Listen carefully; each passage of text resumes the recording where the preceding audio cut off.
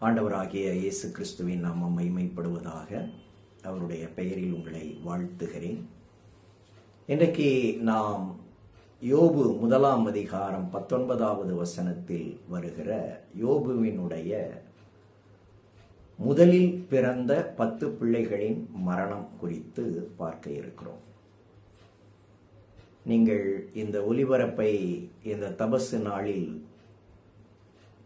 சாம்பல் புதன்கிழமை முதற்கொண்டு தினசரி பார்க்கிறவர்களாயிருந்தால் மிக்க மகிழ்ச்சி, நன்றி.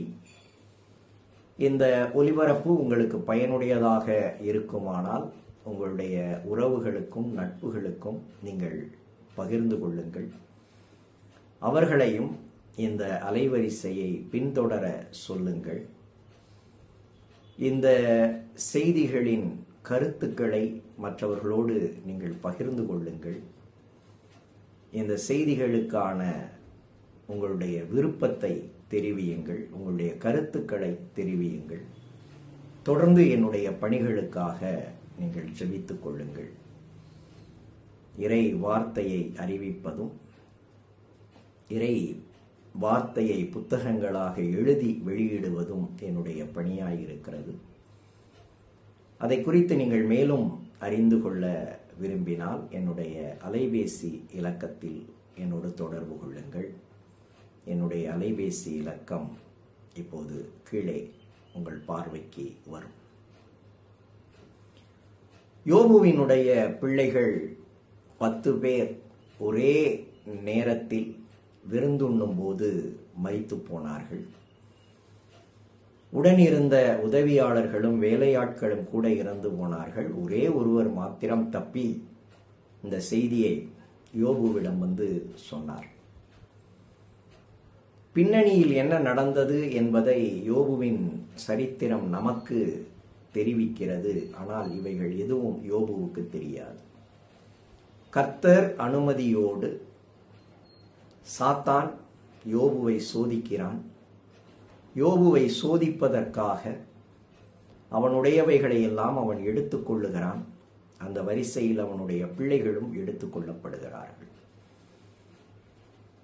இதெல்லாம் சரியா? இப்படியெல்லாம் ஒரு மனிதனை ஆண்டவர் சோதிக்க அனுமதிக்கலாமா என நாம் கேள்வி எழுப்புவோம். நம்முடைய கேள்வி நியாயமானது என்று கூட நாம் கருதுவோம்.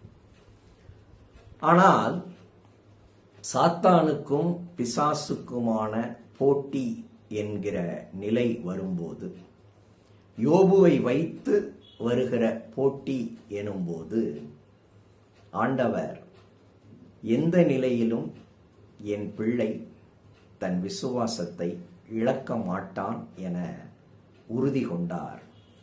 அந்த உறுதியில் யோபு கர்த்தர் பக்கம் நின்று கர்த்தரை வெற்றி பெறச் செய்தார்.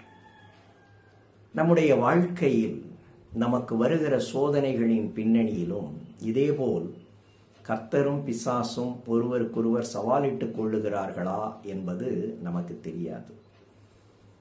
இது கர்த்தர் தருகிற சோதனையா, கர்த்தரின் அனுமதியோடு பிசாசு தருகிற சோதனையா, அனுமதியின்றி பிசாசு தருகிற சோதனையா, நம்முடைய பாவ இச்சைகளின் விளைவாய் நாமே நமக்கு ஏற்படுத்தி கொள்ளுகிற சோதனையா என பல இருக்கின்றன.